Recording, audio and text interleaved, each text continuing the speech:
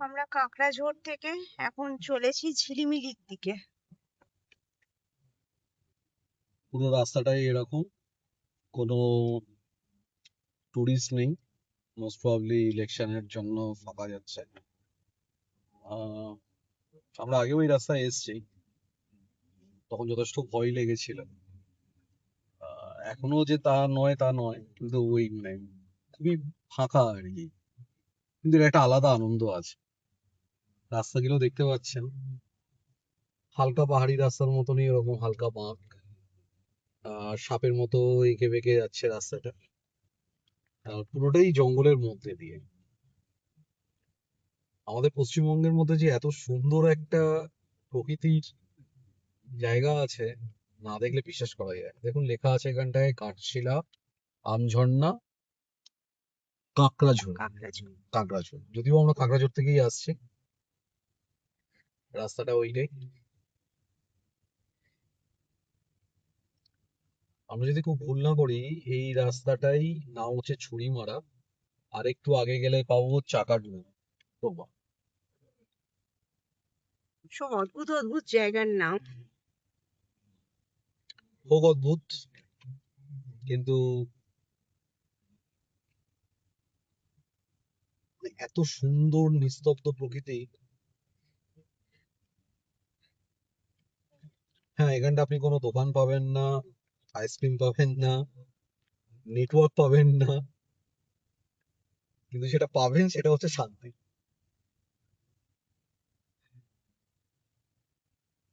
এই জায়গাটার নাম হচ্ছে ময়ূরঝর্ণা।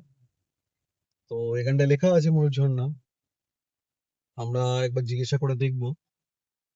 কজ তীরে জানিয়ে রাখি, ময়ূরঝর্ণা বলে কোনো ঝর্ণা নয়, এটা একটা গ্রামের নাম।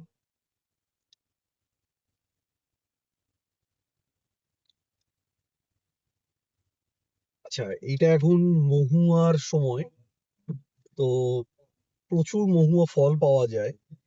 তো গ্রামের সমস্ত মহিলারাই আমরা দেখেছি, তারা মহুয়া কুড়ায়। তাদেরকে আমরা জিজ্ঞাসা করেছিলাম যে এই যে ফলটা কোরানো হচ্ছে, এইটা কুড়িয়ে তারপরে কি হয়। আমরা যদিও বা জানি যে মহুয়া দিয়ে মহুয়ার নেশার জিনিস তৈরি হয়, কিন্তু এটা ছাড়াও কিন্তু মহুয়ার জুস, আরো অনেক কিছু প্রক্রিয়াকরণ ব্যাপার স্যাপার থাকে, সেটা সঠিক আমার জানা নেই। তো এইখানটা যেটা দেখলাম, ওনারা ওই কাঁচা ফলটা তোলে এবং জিজ্ঞাসা করে যেটা বুঝলাম যে এটা রোদ্দুরে শুকানো হয়। রোদ্দুরে শুকানোর পরে সেইটা কিলো দরে এরা বেচে। একটু হলেও খারাপ লাগলো যে আহ, এখানটায় দামটা হচ্ছে 45 টাকা কিলো। তো সারা দিন দুই ধামা মিলিয়েও 2 কিলো হয় কিনা আমার সন্দেহ আছে। মনে রাখতে হবে, এটা কিন্তু কাঁচা ফলের ওয়েট নয়, এটা হচ্ছে পাইকারি শুকানোর ফলের ওয়েট। ঠিক আছে, তো এইটাও ইনাদের জীবিকার একটা অংশ, এই মহুয়া ফল পোড়ানো। আর এই যে গাছগুলো দেখছেন, গাছগুলো মূলত কেন্দুয়া পাতা, শাল গাছ, আর আপনার মহুয়া গাছ। এই 3 ধরনের গাছই মেনলি এই জঙ্গলটাতে পাওয়া যায়।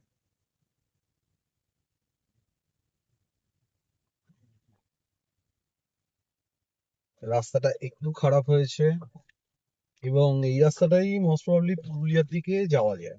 বান্দোয়ান লেখা আছে, সোজা গেলে বান্দোয়ান। আমাদের এই মোমেন্টে গন্তব্য হচ্ছে, আমরা কাঁকড়াঝোড় গেস্ট হাউস থেকে আমরা যাচ্ছি খান্ডার নীলে। তো ওইটা ওই 30 কিলোমিটার মতো আছে আর কি। যদিও আমরা ম্যাপে আরো একটা জায়গা দিয়ে রেখেছি, সুতান ফরেস্ট ক্যাম্প, সেটা এই রাস্তার উপর দিয়েই পড়ার কথা। আমরা শিওর নই, দেখা যাক, কেননা এখানে তো নেটওয়ার্ক নেই। নেটওয়ার্ক নেই একদমই। অফলাইন গুগল ম্যাপ কি বলছে। গাছের পাতাগুলো দেখুন, একদম সবুজ হয়ে আছে পুরো। এটা বসন্তকাল, কিন্তু নতুন পাতাগুলো একদম রোদে ঝিকিমিকি করছে। এখানকার স্থানীয়দের কাছে শুনেছি যে বর্ষার পরে এই অঞ্চলে ভালোই বর্ষা হয়, এবং বর্ষার পরে অনেক ছোট ছোট ঝর্ণা বা নদী বলাটা যাবে না হয়তো, কিন্তু ওরকম অনেকগুলোই নালা বা ইয়ে ভরে ওঠে, আর সেই সময় গাছও কিন্তু আরো ঘন লাগবে। এখন আপনারা ভিডিওতে দেখে যদি ভাবেন যে এটা খুব ঘন, তা কিন্তু নয়। শুধু সবুজের কালারের জন্য ওরকম লাগছে।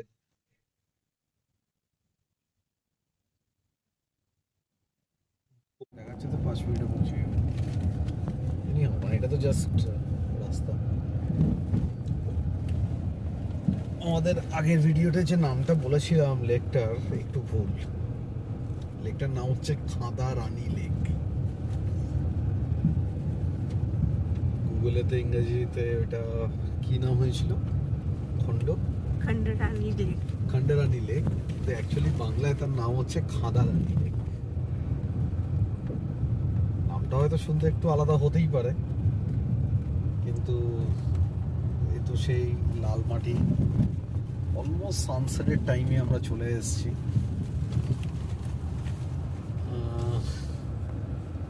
এইখানেতে কোথা দিয়ে যে যাওয়া যেতে পারে আমরা নিজেরাই কনফিউজ।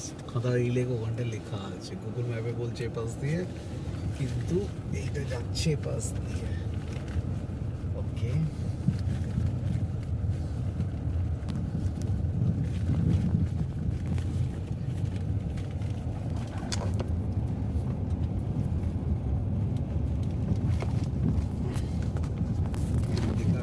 কিলোমিটার সূর্যটা সুন্দর লাগছে দেখতে। আর খানিকক্ষণ পরেই ডুবটা দেবে। ডুবটা দেওয়ার আগেই আমাদের মেন রাস্তা চলে আসতে হবে।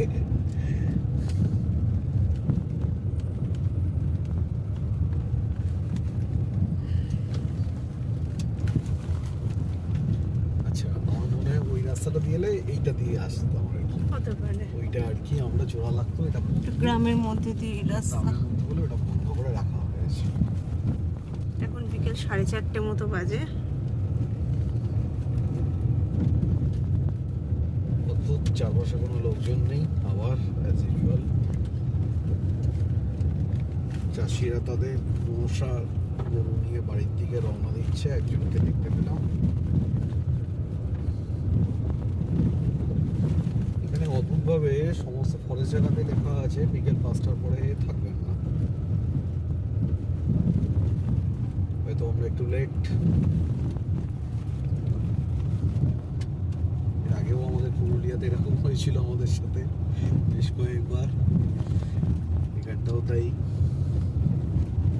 তো রাস্তাটা দেখতেই পাচ্ছেন, একদম জঙ্গলের মধ্যেখান দিয়ে।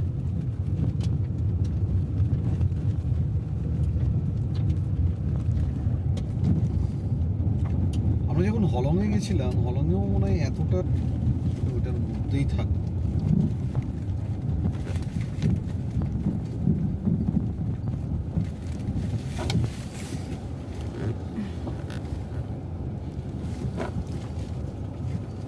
রাস্তাটা বেশ এবড়ো খেবড়ো।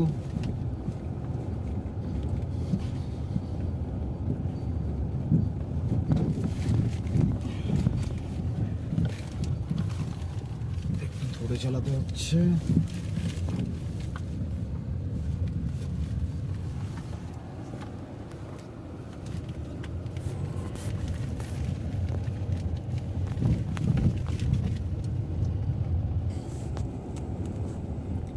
অবশেষে আমরা পৌঁছাচ্ছি খাদারানী লেকে।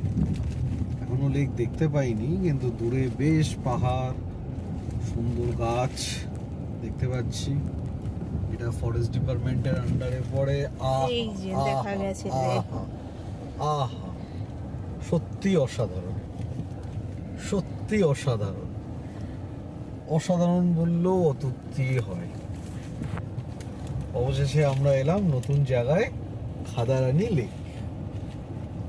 আমরা গাড়িটা ঘুরিয়ে রাখি, তারপরে আমরা নেমে আবার ভিডিও করব। ততক্ষণে ভিডিওটা আপনারা দেখতে থাকুন।